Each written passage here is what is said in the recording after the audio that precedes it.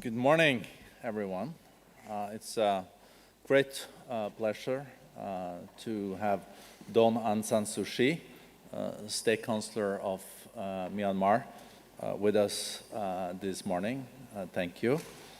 I remember after 15 years in house arrest, Professor Klaus Schwab and I had the pleasure of meeting with you 2010, 2011, and there was a lot of optimism in Myanmar. And also after your landslide elections in 2005 and consequently 15, thank you. It was a test this morning. And in 2015, you took over as State Counsellor in 2016. Looking at a little bit more than 2 years, you have now been State Counsellor. What are you most of your achievements? What would you say that you have you're most proud of having achieved, and what is the thing you would have liked to achieve that you haven't achieved so far? Well, I don't know whether pride is the word that I would use, but satisfied perhaps, although not full satisfaction, because I think you always aim higher. That is how it goes when you're trying to build up a country that has been left behind for many, many decades, and you're trying to catch up. But I think if I have to give just one answer, I would say it's the way in which our people have been quick to grasp the new opportunities that have emerged. Not everybody, of course. You can't expect everybody to be able to put their hands firmly on the new opportunities. But young people, they have changed. And also, I have to say, our civil servants, not because some of our civil servants are here, but I think over the last 2 years, we have started seeing a change in them. I'm not just talking about corruption. It's also about the fact that they feel more confident, and they feel that they can take initiative much more, and that they will be listened to, and that they are part of the whole endeavor. So I suppose people, it's a sense that our people have greater confidence in themselves that I find most satisfactory. But what remains to be done, there's so much that I can hardly choose one to talk about. So Myanmar used to be the rice bowl of Southeast Asia. That was a long time ago. Yeah, and it also had one of the best educational systems in the region. When do you think you will see real results, for example, in the educational field? You mentioned yesterday in your speech that, for example, the access to the internet has gone from 3% to 25%. Have you seen positive developments also on the educational side the last years? Yes, I'm very, I have to say I'm a little surprised and very encouraged by the fact that our young people are very creative and innovative, in spite of the fact that we've had a very poor education system and we have put hardly next to nothing into research. And while we're about it, I'd like to invite entrepreneurs to invest in our young people, to invest in research in Myanmar. I'd like to give a small example. A few weeks ago, I went to an exhibition of little projects that had been put together by our young people. And it is all research. And of course, they have hardly, we cannot give much money for research. And yet there were a number of very interesting projects, and one that struck me was very simple, but I think this is the sort of thing that we should encourage and that we should invest in. We have a tree called the cocoa. I was going to look up the botanical name, I forgot. So I can't tell you what the botanical name is, but it's a very beautiful shade tree. It grows very tall, and it's naturally symmetrical. It's like a big umbrella. And it's one of the best loved shade trees in our country. But apart from providing shade, we've always taken it for granted that it has no other use, because the fruit of the cocoa tree is unusable. In fact, at one time we thought it was a bit of a nuisance, because when we used to have these trees on the roadside in the days when windscreens were not made of very tough glass, and a cocoa fruit fell on a windscreen, it would be broken. So it was considered something of a nuisance. But these young people had been doing research and producing ethanol from cocoa fruit. And this kind of research makes me very happy, because they are seeing with new eyes things that have been there all the time and which have been ignored. So I think that's the essence of research, essence of creativity and innovation, that they have the ability to see all things with young new eyes. And I wondered whether some enterprising businessmen might not like to invest in the research to find out whether ethanol produced from the cocoa fruit could become profitable commercially. So, Danansa Sushi, you know, we have a lot of international CEOs also with us here, and I think last year you saw foreign direct investments a little bit around $10 billion US. Are you welcoming more investments, and in which areas do you want more foreign investments? We are welcoming, of course, more investments and better investments, and we also accept that we have a responsibility to make the kind of changes that would attract more of the kind of investments we want.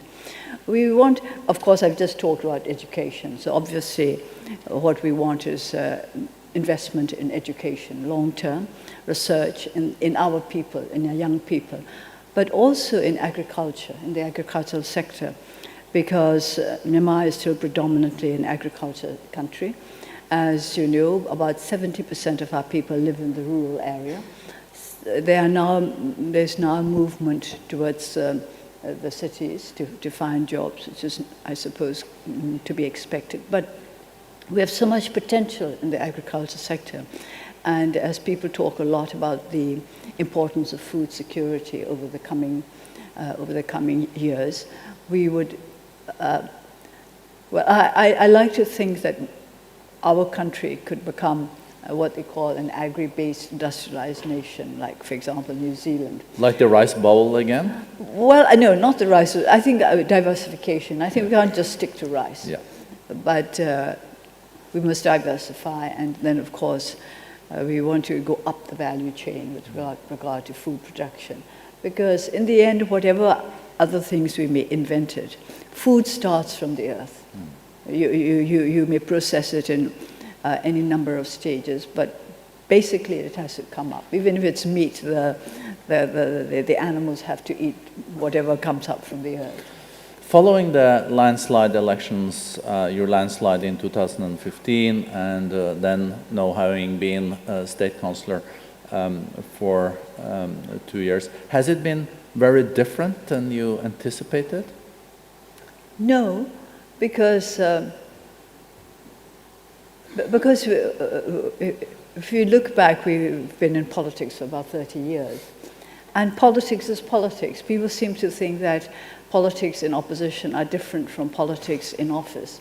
Well, of course, there are different sorts of responsibilities, but in the end, it's working with people. Unless you work with the people, you cannot help a country to achieve sustainable development. And we have recently completed our Myanmar Sustainable Development Plan, and that is what we're working towards. But sustainable development is something that we have always been working towards, even when we were not in government. So one of the important topics for you when you were in opposition came into the parliament in 2012 in the by-elections, and also before was the role of the military in the parliament. As a result of your constitution, the military have 25% of the MPs in the parliament. You're having new elections in 2020. Do you see any chance for a change in the constitution, so all the MPs will be elected by the people and not 25% by the military? We had debate in the legislature in 2014 about the Constitution, amendments to the Constitution, and this is a long debate which went on for several weeks, and there we presented our official stand with regard to the Constitution. We were very, very frank about the parts of the Constitution that we thought should be changed, and we stated that 25% unelected parliamentarians was not in line with democratic values, and this has to change, and that all legislators should be elected freely by the people. But we also made the point that in the interests of national reconciliation and stability, we would negotiate this step by step, that we wouldn't, there were some people who recommended what they called amending the Constitution on the streets, which is to say going out and having demonstrations and starting a movement that would force a change in the Constitution. But this has never been part of the policy of the NLD. I think very, very few people realize that during our 30 years as a political party, we have not once organized a public demonstration. We have tried to do everything within the framework of the law because we believe that rule of law is absolutely essential for the stability of our country, for the security of our people. So we said, no, we were not going to amend the Constitution on the streets. We would do it through negotiation within the lawful channels. But this was something that we were very open about. And the military knows that we do not accept the unelected 25%. And we want to negotiate a change step by step. Mm-hmm. So this will be interesting to follow. Another challenge for Myanmar is, of course, related to the officially 135 different ethnical groups, and there is still conflicts with some of them. The last years, there has been a lot of focus on the situation in the Rakhine state, and this is a question that you also get very often. And I think last year you committed to also repatriate 1 million people that fled from the Rakhine state to Bangladesh. What is the timetable for this repatriation? Well, the first repatriation was supposed to have started on the 23rd of January. But at that time, Bangladesh said they were not ready yet. So because we signed an MOU on the 23rd of November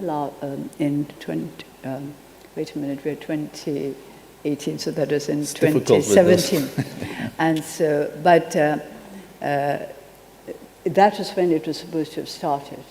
So it's, as there are two countries involved, we can't alone decide when the repatriation has to begin, because they have to come back from Bangladesh. We cannot go and fetch them from Bangladesh, and we have to accept them at the border in line with the agreements in the Memorandum of Understanding.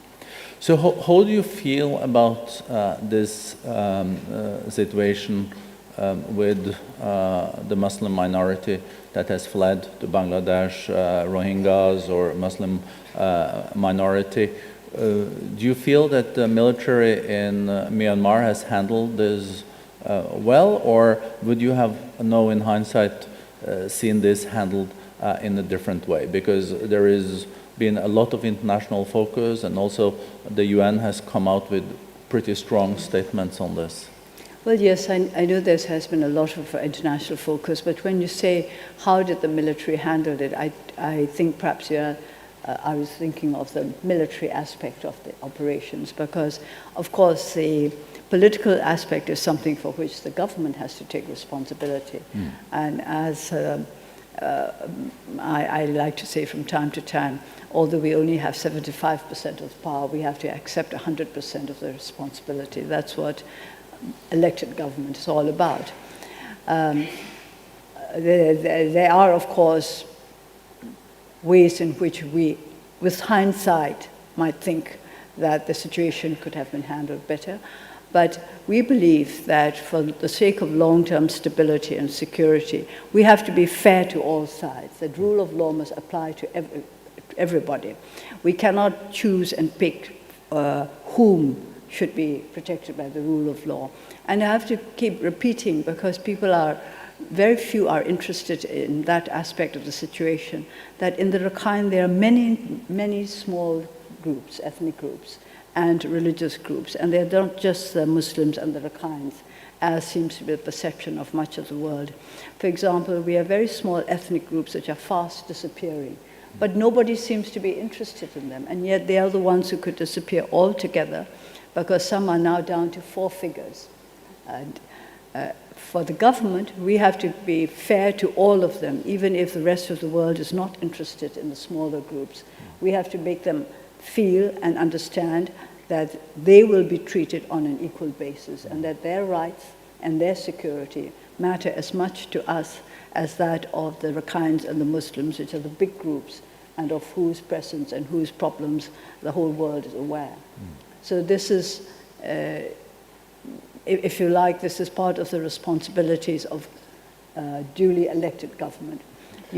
Some people, a democratic government is never elected by 100% of the voters, but you have a responsibility to all, even the ones that did not vote for you.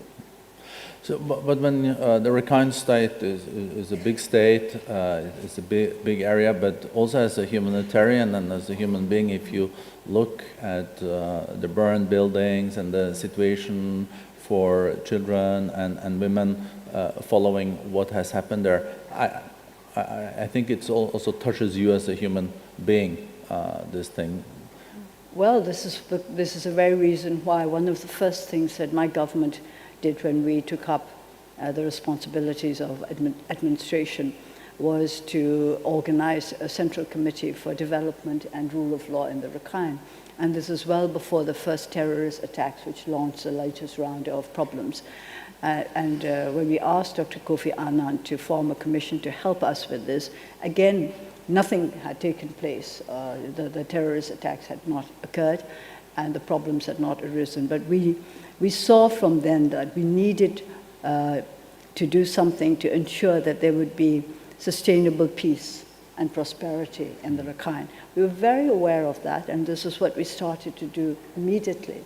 But then, after the first terrorist attacks in October 2016, then some of our plans had to be postponed because we had to deal with the immediate problems that had arisen.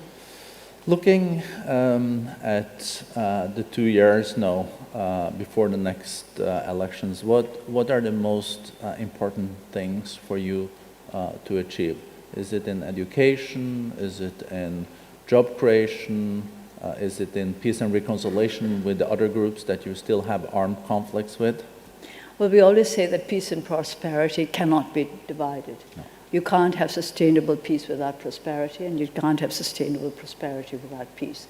These two go together. So if we have to choose one priority target, it would be peace and prosperity. Together, we can't really divide the two. And of course, education is basic to both, because it's through education that you teach the people to understand how to create peace in their own country and how to create prosperity. And education, I mean in a very broad sense, not just what we teach in the schools, but what we, it sounds a little arrogant to say teaching the people at large, but to give the people an opportunity to learn more about what kind of role they can play in building up peace and prosperity in the country. Looking at ASEAN and the relationship with your neighbors, it is said that Myanmar is where India and China meets. You're also involved in this different initiatives, for example, also Belt and Road Initiative. You see major positive results of this also for Myanmar? Yes, of course. We've always been between China and India. It's not just that recently, suddenly we find ourselves between China and India. This has been so since the world began. And I think people have forgotten that we actually, Burma as an independent nation since 1948, had a very good record of well-balanced foreign relations. We've always had very good relations, not just with our two neighbors, with China and India, but also with the Western countries, including the ex-colonial power, and of course with our neighbors as well. United States too? The United States too. There was, when we first became an independent nation, we were very much supported not just by our neighbors, but by the United States and by the European countries. And of course, now that ASEAN has been established, and I have to say that I take great pride in saying that in one of my father's last speeches, it was just before he was assassinated in 1947, he talked about the possibility of a regional organization, which is what ASEAN is now. So he was thinking about that way back in 1947. And now that ASEAN is in place, we do want to have more, not just friendly contacts, but practically mutually profitable contacts with our neighbors. Talking about the US, you probably saw also Vice President Pence yesterday appealed to you and to Myanmar to let the two Reuters journalists out of jail. I think they got a sentence of 7 years. What is your response to Vice President Pence? Well, I think what I want to know is whether they feel that there has been a miscarriage of justice. The case has been held in open court, and all the hearings have been open to everybody who wished to go and attend them. And if anybody feels that there has been a miscarriage of justice, I would like them to point it out. And I wonder whether very many people have actually read the summary of the judgment, which had nothing to do with a freedom of expression at all. It had to do with the Official Secrets Act. But I don't think anybody has actually bothered to read it. And they should read the summary and point out. You've read it? Of course, I'm obliged to read it. And it would be, I think it would be very remiss of any member of the government not to have read it. But I would like them to read the judgment and point out where they think there has been a miscarriage of justice, if there has been a miscarriage of justice. And you know, of course, that due process allows them to appeal the sentence. But I guess you also, as a democratic leader, don't feel comfortable with journalists being jailed. It's not a matter of, they were not jailed because they were journalists. They were jailed because the court has, sentence has been passed on them because the court has decided that they had broken the Official Secrets Act. So if we believe in the rule of law, they have every right to appeal the judgment and to point out why the judgment is wrong, if they consider it wrong. So looking at Myanmar, second largest country in ASEAN, more than 50 million people, a lot of aspirations. Still, a lot of people don't have access to electricity. There is still a lot of development issues. After 2 years, do you think you got the support from the international development community as you expected? Where do you feel that the international community can support more on Myanmar's transition into then in the future? I guess the aspiration is a middle-income country. Well, actually, with regard, you mentioned electrification. I think the improvement in electrification is one of our achievements that has been noted by the Myanmar Living Conditions Survey. The improvement is very good, and it's particularly good because it has taken part in the rural areas. But with regard to whether we have received as much development aid as we expected, I can't say that we expected development aid as such. We've always taken it for granted that one has to earn what one's get. And even aid and assistance has to be earned by what you are able to put in as well. It's not just sitting there and waiting for somebody to help you, but helping yourself so that there are others who feel that they would be happy to take part in the enterprise as well. Now, looking at this country in Vietnam, as mentioned in the Secretary General's message yesterday, there was like more than 50% poverty in this country just a few decades ago, and now there is only 3%. Are you expecting the same kind of development in your country? And do you think you have the policies currently to achieve this? I think so. But of course, policies don't stay static.